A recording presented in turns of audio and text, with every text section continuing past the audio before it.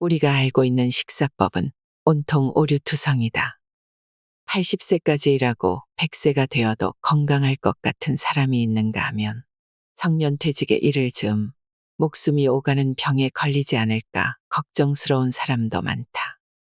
예를 들어 40세 전후의 직장인 100명이 있다면 그중 20%가 건강상류층이고 나머지 80%는 안타깝게도 건강하류층이다.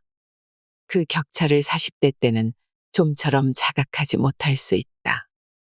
그러나 50대에 접어들 무렵부터 현실적인 질병으로 나타난다. 나는 당뇨병 전문의로 지난 38년 동안 20만 명이 넘는 환자를 진료해왔다. 당뇨병 환자들을 보면 한창 일할 나이에 직장인이 많은데 사실 당뇨병이 있으면 심장병이나 뇌질환, 암이나 치매 등 온갖 질병에 걸리기 쉽다. 그렇기 때문에 의사나 환자는 당뇨병을 치료하는 데만 전념하면 안 된다. 앞으로 다가올 다양한 질병을 예방하고 조기에 발견할 수 있도록 힘쓰는 것이 중요하다. 우리의 건강 격차가 크게 벌어지고 있다. 건강 격차를 초래하는 것은 어김없이 매일 먹는 식사다. 의사가 가르쳐주는 최강의 식사 교과서. 오늘 소개해드릴 책은 식사가 잘못됐습니다. 입니다. 동일한 현대의학을 배운 의사끼리도 다른 주장을 하는 경우가 많습니다. 어떤 의사가 양심이사일까요? 저는 각종 영양제나 수술 등 돈의 카르텔을 따르는 의사보다 우리 실생활에서 예방하고 치료할 수 있는 방향을 알려주는 의사가 더 양심적인 의사 아닐까 합니다. 보통의 양심이사라고 불리우는 사람들은 같은 분야에서 종사하는 상당수의 의사나 영양학자들로부터 비난과 멸시를 받습니다. 왜 그럴까요? 오늘 말씀드릴 내용은 의과대학에서 배운 지식으로 수많은 환자들을 직접 치료하면서 얻은 경험으로 보완한 결과물입니다. 더 이상 무슨 설명이 필요할까 합니다. 바로 시작하겠습니다. 고지혈증 환자들 중에는 고지방 식품을 즐겨 먹는 사람보다 탄수화물 중독 상태인 사람이 더 많다. 따라서 고지혈증 치료 식단은 탄수화물, 특히 당류 섭취를 줄이는 데 역점을 둬야 한다. 고지방 식사를 통한 콜레스테롤 섭취가 혈중 콜레스테롤 수치에 미치는 영향은 10%에서 20%에 불과하기 때문이다. 모든 사람이 건강식품이라 여기는 과일을 과다 섭취하면 비만으로 이어진다는 사실은 많은 연구 결과들이 뒷받침해준다. 최근 실시한 국민건강 영양조사에서도 한국인은 과일 섭취량이 늘어날수록 비만이 증가하는 것으로 나타났다. 과일은 분명 건강식품이다. 하지만 탄수화물이 많이 들어있어 다량 섭취하면 몸에 해로울 수 있다. 이처럼 우리가 알고 있는 식사에 대한 상식은 틀리거나 최신 정보가 반영되지 못한 것들이 많다. 의사로서 환자를 진료하다 보면 환자를 고통스럽게 만드는 병을 치료하기 위해 의사가 해줄 수 있는 것이 많지 않다는 사실을 절감하게 된다.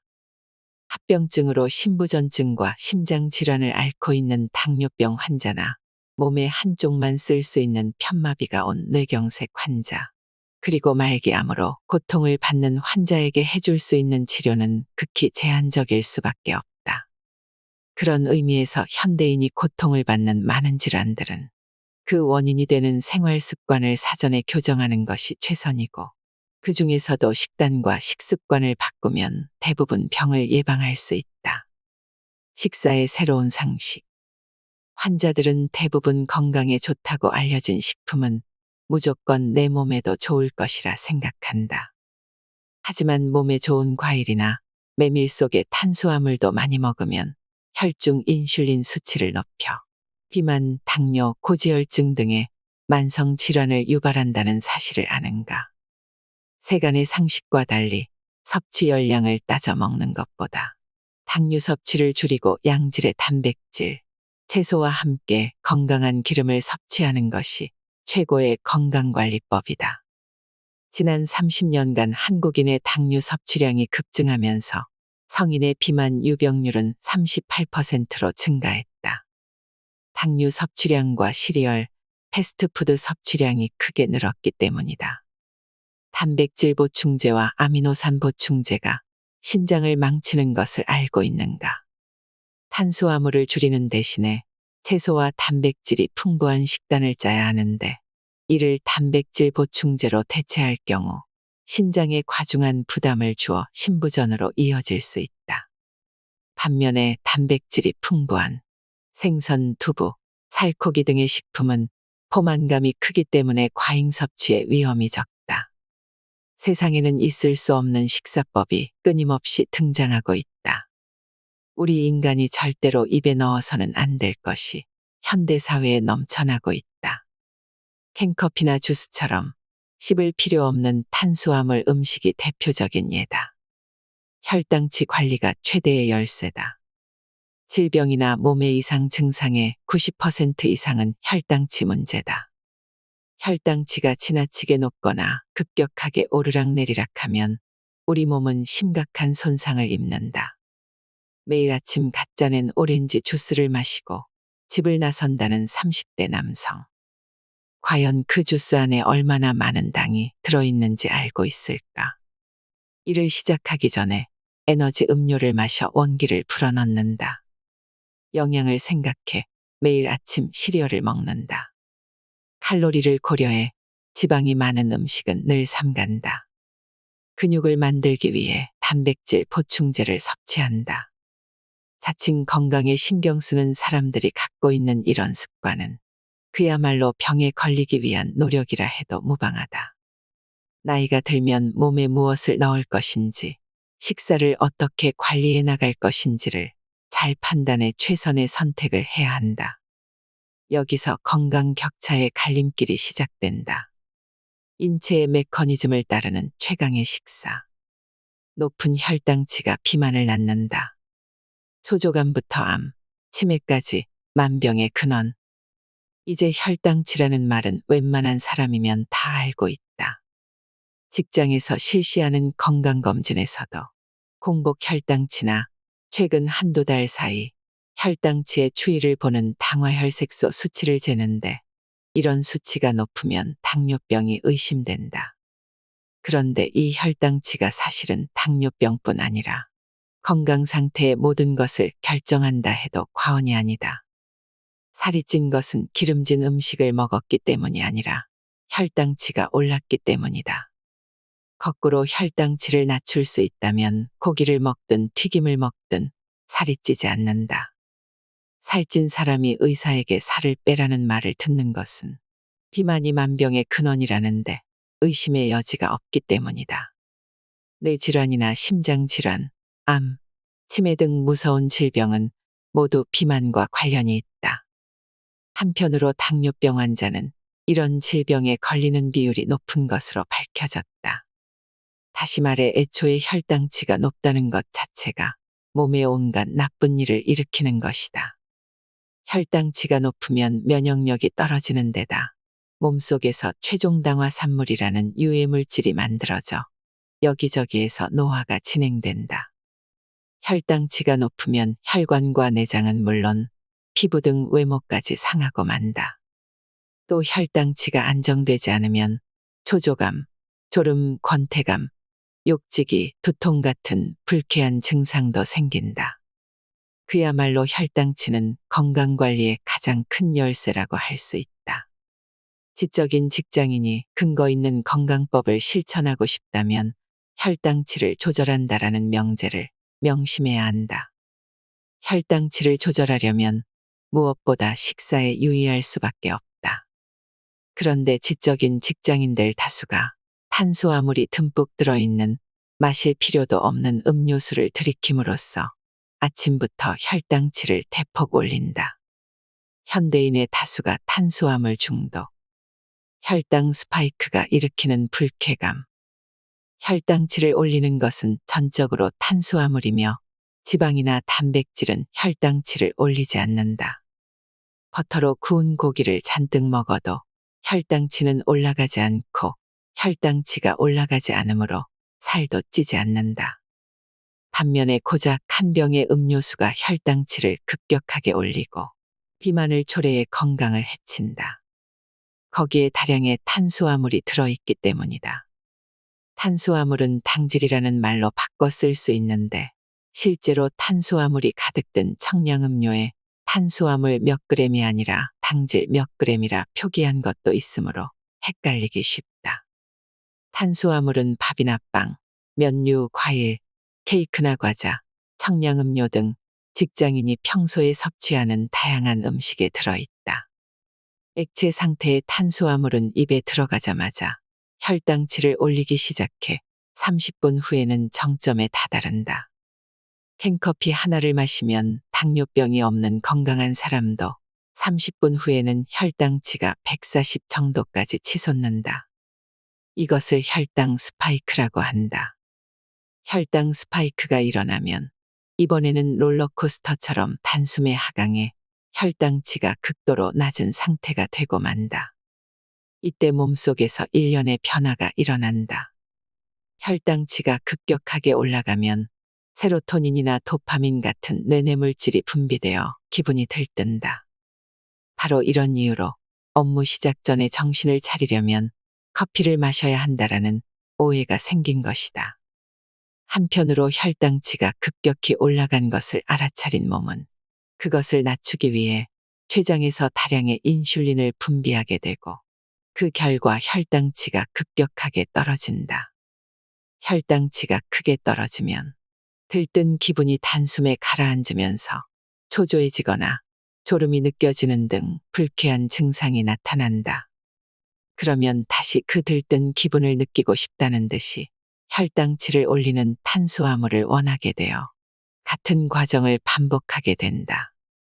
이것은 탄수화물 중독이라는 뇌가 이상한 상태에 빠지는 매우 심각한 증상이다. 그러나 정작 중독에 빠진 당사자 자신은 그런 사실을 전혀 자각하지 못한다. 사실 청량음료 등을 만드는 업체는 인간의 지복점을 면밀히 계산해 제품을 설계한다. 바꿔 말하면 이들은 탄수화물 중독 환자를 늘림으로써 이익을 얻고 있다. 지적인 직장인이라면 그들의 꿰매 넘어가서는 안 된다. 평소 건강검진에서는 어떤 이상도 발견된 바 없고 일반적인 당부와 검사로는 밝혀지지 않았지만 사실은 이렇게 위험한 혈당치의 변화에 노출되어 있는 사람이 많다. 원인은 평소에 보이지 않는 설탕을 과식하는 생활에 있으며 현대의 직장인 다수가 동일한 환경에 놓여 있다. 만성 피로와 졸음, 초조감의 원인. 건강한 사람이 불쾌감에 빠지는 구조. 반응성 저혈당은 청량음료 같은 음식을 좋아하는 사람에게서 흔히 나타나는 증상으로 미국에서는 이미 잘 알려진 개념이다. 반응성 저혈당의 증상은 만성적인 피로감을 비롯해 졸음, 불안, 두근거림, 의욕부진, 어지럼증, 욕지기, 두통, 초조감, 눈의 따끔함 등 다양한 형태로 나타난다. 하나같이 금세 주저앉거나 느닷없이 화를 내는 현대인의 모습에 비춰보면 납득할 만한 증상들이다. 요즘 졸음이 마구 쏟아져서 큰일이야. 도무지 집중할 수가 없어라며 고민하는 독자에게도 짚히는 데가 있을 것이다. 특히 아이들은 이런 음료에 중독되기 쉽다. 10대의 중증 당뇨병에 걸리면 30대가 될 무렵에는 투석을 받아야 할지도 모른다. 반응성 저혈당은 이런 비극의 서막이라는 사실을 명심하기 바란다. 아침에 눈을 뜨면 몸이 몹시 나른하고 설탕이 당긴다.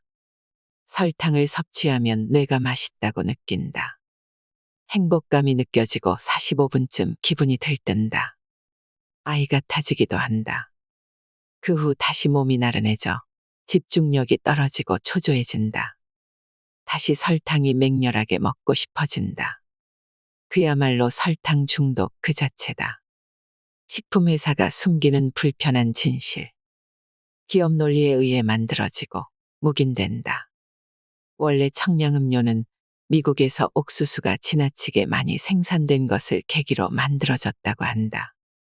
남아도는 옥수수를 버리지 않으려고 시럽으로 만들어 물에 타서 먹게 함으로써 사람들에게 팔아치울 생각을 한 것이다. 당시 그들은 시럽의 양을 얼마나 넣어야 혈당치가 올라 지복점에 이르는지도 면밀히 계산했다. 다시 말해 기업의 이익을 위해 일부러 중독을 만들어낸 것이다. 미국에서는 돈에 팔린 학자가 비만을 부르는 것은 설탕이 아니라 지방이다라는 설을 퍼뜨리고 있으며 지금도 그것을 믿는 사람이 전 세계에 존재한다. 우리 병원 환자 중 한 사람은 키우는 고양이에게 매일 달콤한 빵을 주곤 했다. 고양이가 빵을 좋아했기 때문이다. 하지만 얼마 지나지 않아 그 고양이는 당뇨병에 걸려 죽고 말았다.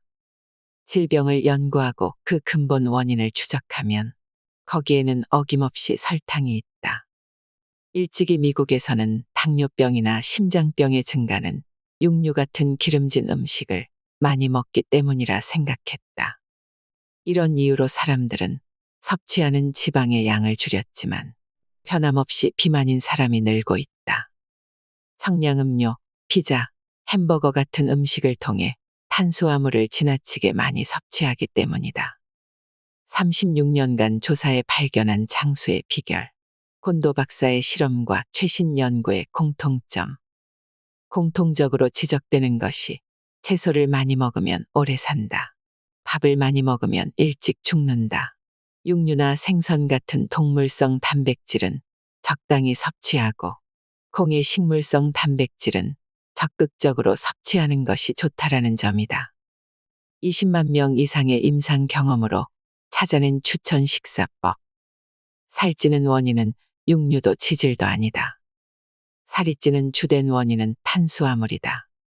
기름을 듬뿍 써서 조리한 육류나 생선은 먹어도 살이 찌지 않는데 밥을 먹으면 쉽게 살이 찐다. 칼로리와 비만은 무관하다. 흔히 비만의 기미가 보이는 사람에게는 칼로리를 제한하라고 한다. 하지만 식사량을 줄이며 칼로리를 제한하더라도 허기에 시달릴 뿐 큰 효과를 기대하기 어렵다. 비만은 혈당치가 올라감으로써 일어나는 현상이며 혈당치를 올리는 탄수화물을 삼가면 자연스럽게 살이 빠진다. 이것이 비만의 진실이다. 이른바 칼로리설을 주장하는 영양사는 소비 칼로리보다 섭취 칼로리를 줄이면 살이 빠진다고 하지만 우리 몸은 그렇게 단순하지 않다. 만약 그것이 진실이라면 애주가는 모두 뚱보가 되었을 것이다. 알코올은 하나같이 고칼로리니까. 지방은 먹어도 살찌지 않는다. 지방은 과식하면 변으로 배출되어 의외로 몸속에 남지 않는다. 반면에 탄수화물은 100% 몸속에 흡수된다. 질 좋은 기름을 섭취하는 것은 매우 중요한 일이다. 쓸데없이 지질을 피하다 보면 도리어 건강을 해치고 만다. 지방은 살이 찐다라는 오해는 버리자. 콜레스테롤 수치는 식사로 바뀌지 않는다. 콜레스테롤 수치가 높으니 달걀이나 육류는 삼가세요. 40 가까이 되면 의사에게서 이런 말을 자주 듣게 된다. 특히 여성이라면 폐경과 더불어 콜레스테롤 수치가 올라간다. 콜레스테롤 수치가 높다고 해서 크게 신경 쓸 필요는 없다. 왜냐하면 콜레스테롤은 대부분 간에서 만들어지고 식사에 의한 것은 10%에 불과하기 때문이다. 즉, 식사로 콜레스테롤 수치를 조절하려는 노력은 헛된 일이나 다름없다. 과식은 금물이지만 달걀이나 육류에도 우수한 영양소가 듬뿍 들어있다.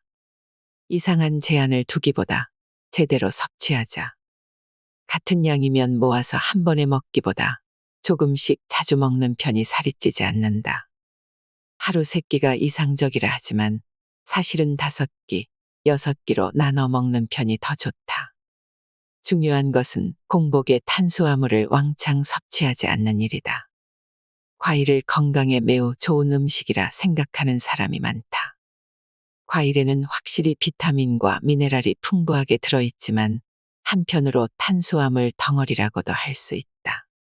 확실히 밝혀두는데 과당이기에 과일은 더욱 살이 찌기 쉽다.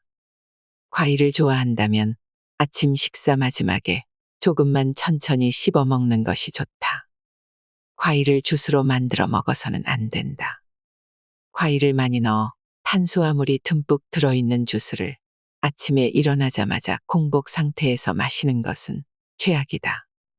지쳤을 때 단 것을 먹으면 역효과가 난다. 운동은 식후에 바로 하는 것이 좋다. 탄수화물을 먹으면 혈당치가 올라가지만 식후에 바로 운동을 하면 혈당치 상승을 억제할 수 있다. 이런 이유로 운동은 식후에 바로 하는 것이 효과적이다. 한때 공복 상태에서 운동을 하면 지방이 탄다는 말도 떠돌았다. 하지만 공복일 때 운동을 하면 그 후 다시 배가 고픈 상태에서 폭식하게 되어 혈당치가 급격히 상승한다. 몸에 좋은 음식. 올리브유는 거의 100% 좋은 음식이라 생각해도 좋다. 빵이나 파스타 같은 탄수화물과 올리브유를 함께 먹으면 혈당치의 상승을 억제할 수 있다. 다만 그 품질은 따져볼 필요가 있는데 엑스트라 버진 올리브유가 좋다. 호두, 아몬드, 캐슈너트, 개암, 피스타치오 등의 견과류에는 비타민과 미네랄, 식이섬유와 불포화 지방산 등 몸에 좋은 성분이 가득 들어있다.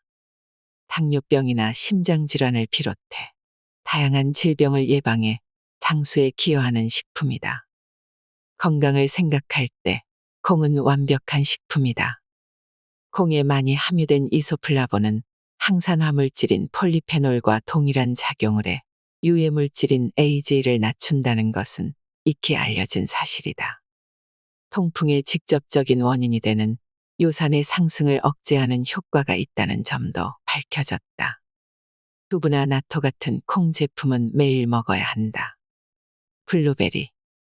블루베리에는 폴리페놀의 일종인 안토시아닌이 풍부하게 들어있어 노화를 촉진하는 AG라는 물질을 줄여주는 효과가 있다. 안토시아닌은 시력을 회복해주는 효과로도 유명해 눈의 피로에 시달리는 직장인에게는 그야말로 최고의 식품이다. 블루베리는 비타민이 풍부하고 탄수화물도 그다지 많지 않으므로 안심하고 먹을 수 있다. 식초. 식초는 곡물이나 과일 등이 발효되면서 만들어진다. 식초의 혈당치를 낮추는 효과가 있다는 것은 익히 알려진 사실이다. 식품 속 AG를 낮춰주고 혈압을 떨어뜨린다는 사실도 밝혀졌다. 식초에 들어있는 구연산과 아미노산은 피로회복에 빠질 수 없는 물질이므로 더운 여름에는 특히 권장할 만하다. 살이 빠지는 식사법. 정말로 다이어트를 생각한다면 운동을 하기보다 식생활을 바꿔야 한다. 운동으로 뺄 수 있는 체중은 얼마 되지 않으니 그다지 효율적이라 할 수 없다. 운동을 하면 근육이 붙는다는 말은 사실이다. 그러나 식사를 제한하여 살을 빼면 근육이 빠진다라는 말은 거짓이다. 앞서 설명했듯이 식사로 탄수화물을 제한하면 일단 글리코겐이 모두 사용된 후에 지방이 연소되기 때문이다. 우리 몸을 망치는 5대 탄수화물 식품. 악성도 1위. 캔커피와 청량음료나 주스 등. 애초에 인간이 살아가는데 전혀 필요가 없는 식품들이다. 탄수화물 중독에 빠졌기 때문에 마신다는 점을 깨닫고 하루빨리 물리치기 바란다. 악성도 2위. 설탕이 든 과자. 흰 설탕은 인간이 만든 대표적인 부적절한 식품이다. 케이크나 만주에는 흰 설탕이 듬뿍 들어있다는 사실을 잊지 말자. 악성도 3위. 과일. 비타민과 미네랄이 풍부한 만큼 앞에 두 가지보다는 낫다. 다만 요즘 과일은 당도가 높도록 개량되어 옛날의 천연과일과는 다르다. 특히 주스는 이제 그만 마시자. 악성도 4위. 흰쌀밥, 흰빵, 우동 등. 아침에 토스트를 먹거나 점심에 백반을 먹어도 괜찮다. 다만 그 양을 줄이자. 우동이나 메밀국수, 라면, 파스타 등의 일품 요리를 먹으면 탄수화물을 과도하게 섭취하게 되므로 주의해야 한다. 악성도 5위. 현미와 통밀빵, 감자류. 정제된 흰쌀밥이나 흰빵보다 미네랄이 많으므로 같은 양을 먹는다면 현미와 통밀빵, 감자류를 권한다. 다만 탄수화물이라는 것 자체는 변함없는 사실이므로 역시 많이 먹으면 살이 찐다. 먹는 순서와 횟수에 따라 살찌는 방식이 달라진다. 다이어트에는 먹는 순서도 중요하다. 우리 몸이 지닌 소화 흡수 시스템을 생각하면 가장 먼저 섬유질이 풍부한 채소를 먹고 이어서 소화하는 데 시간이 걸리는 단백질을 먹고 맨 마지막으로 탄수화물을 먹을 때 혈당치의 상승을 완만하게 억제할 수 있다. 먹는 횟수에 따라서도 비만의 정도가 달라진다. 하루에 먹는 양이 정해져 있다면 그것을 되도록 여러 번 나눠 먹어야 혈당치도 크게 오르지 않고 인슐린도 많이 분비되지 않아 살이 찌지 않는다. 해조류와 버섯류를 많이 먹는다. 탄수화물 제한 다이어트에 성공하는데 강력한 아군이 되어줄 식재료로는 해조류와 버섯류가 있다. 해조류와 버섯류는 건강에 필수적인 비타민과 미네랄이 풍부한 반면에 탄수화물은 거의 들어있지 않다. 무엇보다 해조류와 버섯류에는 식이섬유가 듬뿍 들어있다. 식이섬유는 변비를 막아주고 최근 몇 년 사이 급증하고 있는 대장암을 예방하는 데 기여하며 염분이나 식품 첨가물을 체외로 배출하는 역할도 한다. 더 나아가 장내 세균의 균형도 조절해준다. 계피는 혈당치를 낮춘다. 계피에 들어있는 프로안토시아니딘이라는 성분이 혈당치를 낮추는 작용을 한다는 사실이 밝혀졌다. 혈당치를 낮춘다는 것은 곧 비만을 방지한다는 의미다. 계피는 노화를 막는 항산화 작용을 비롯해 살균 작용과 혈행을 촉진시키는 효과도 있다. 우유보다 두유를 마신다. 우유에는 유당이라는 탄수화물이 들어있어 그 나름대로 혈당치를 올린다. 우유를 과도하게 섭취한 것이 제1형 당뇨병의 원인이 되었다는 연구 결과도 있다. 본래 우유는 방목하여 자연의 목초를 먹고 자란 소에서 얻는 것이 이상적이지만 현실적으로는 대량 생산을 위해 좁은 우사에 가둬놓고 밀이나 옥수수 등의 사료를 먹여 기른 소에서 얻고 있다. 사료가 유전자가 조작된 외국의 곡물일 가능성도 있다. 그렇게 생산된 우유를 과도하게 섭취한 것이 아토피나 천식을 비롯한 다양한 질환의 원인이 된다는 주장도 있다. 특히 대장암과의 관계가 의심을 받고 있다. 이런 이유로 나는 우유보다 두유를 추천한다. 항산화 작용을 하는 이소플라본이 풍부한 콩으로 만든 두유는 100점 만점을 줄 만큼 우수한 식품이다.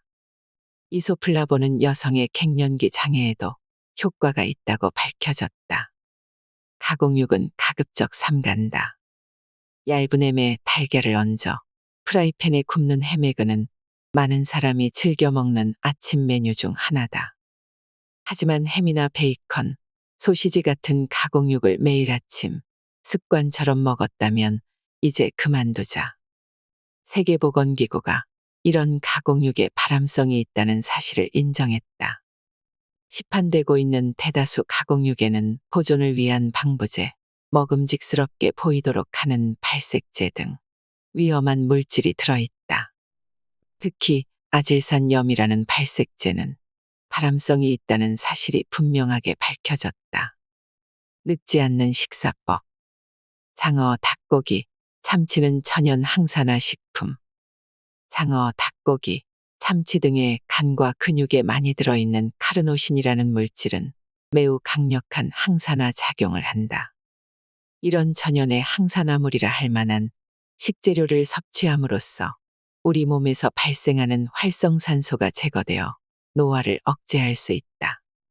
콜라겐은 먹어도 효과가 없다. 콜라겐은 입으로 먹으면 효과가 없다. 입으로 들어간 콜라겐은 소화되어 모두 아미노산으로 분해되어 흡수되므로 몸속에 남아있지 않는다. 지방을 먹었다고 배에 지방이 늘어나지는 않는 것과 마찬가지로 콜라겐을 먹었다고 몸속에 콜라겐이 늘어나지는 않는다. 몸속에서 합성되어 만들어지는 것을 바깥에서 보충하는 어리석은 행동은 하지 말자. 병에 걸리지 않는 식사법. 위장에 칠알만 채우면 장수한다. 배가 부를 때보다 칼로리를 30% 줄인 기아 상태에 가까울 때 장수 유전자가 활성된다는 사실이 밝혀졌다.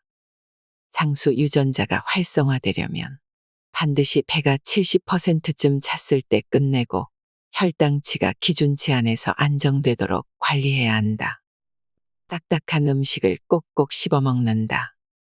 고령자에게는 건강을 유지하려면 음식을 잘 씹어 먹어야 한다고 장려하는데 한창 때인 사람들에게도 잘 씹어 먹는 것은 중요한 일이다.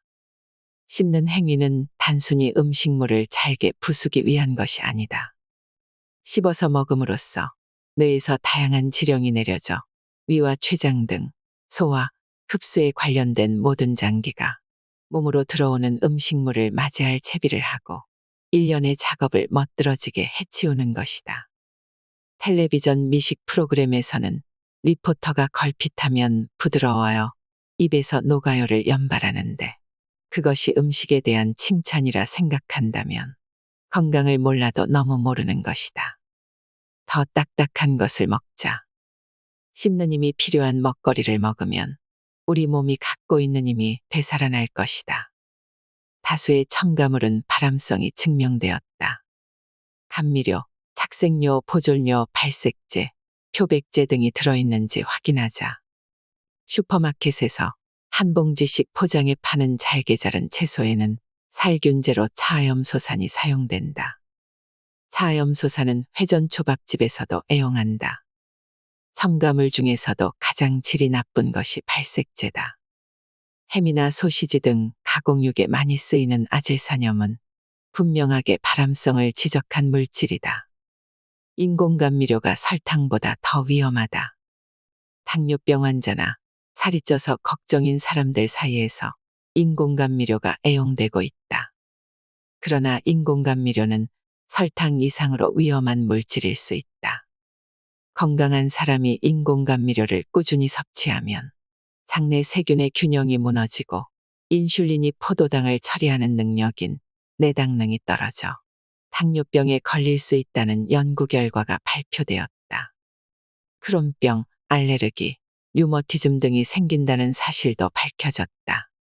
인공감미료 외에도 과당 포도당 액당, 액상과당, 이성질화당 등으로 표기된 감미료에도 주의해야 한다.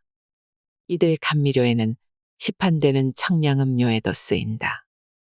먹는 방법에 따라 장내 환경이 바뀐다. 장내 세균에는 유익한 균과 유해한 균이 있는데 유해한 균의 비율이 늘어나면 여러 가지 병이 생긴다. 유해한 균을 줄이고 유익한 균을 늘리는 데 중요한 역할을 하는 것이 음식이다. 장내 세균이 즐겨 먹는 것은 수용성 식이섬유다. 다시마, 미역 등의 해조류나 곤약에 풍부하게 들어있다. 한편 채소에 많은 불용성 식이섬유도 꼭 필요하다. 이 두 가지 모두 균형 있게 섭취해 장의 환경을 양호하게 유지해야 한다. 장수하는 사람들의 생활 규칙. 비만과 노화, 질병을 예방하는 슈퍼푸드 콩류를 많이 먹는다. 다양한 채소를 고루 먹는다. 하루 350g의 채소를 먹는다. 비탈길을 걷는다.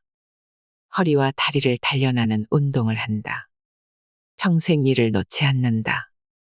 소일거리를 찾아 몸을 움직인다. 삶의 보람을 찾는다. 남에게 필요한 사람임을 자각한다. 의학적으로 신체와 뇌를 혹사하는 것이 좋다. 나이 들었으니 편하게 지내야 한다는 사고방식은 잘못된 것이다. 과식하지 않는다.